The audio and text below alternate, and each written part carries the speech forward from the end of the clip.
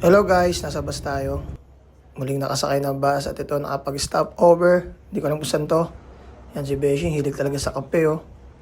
Saan nga ba kami pupunta? Ayan, kasama rin yung kapatid ko, tsaka syempre si Mrs. Ayan, kumain ako at dyan dahil dyan, sumakit yung tiyan ko. Let's go! Ayan, nasa La Union kami guys kung saan.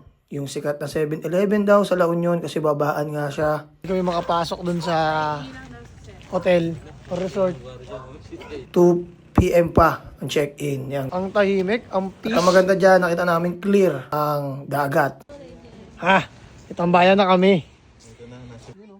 Siyempre, napabili ng taho. Sarap yan. Yan ang kilalang taho sa Elio. Taho ni Kuya always.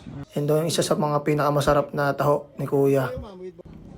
At dahil sa naghihintay kami, pumod trip na lang muna. At yan, nasa labas pa rin kami guys. Hindi pa rin kami pinapasok. Kasi nga, sobrang aga. So meron pa kaming 6 hours para mag-abang. Yan, kwentuhan muna. Mauubos na yung kwentuhan sa unang araw. Yan o, tulog na yung misis ni Joseph o.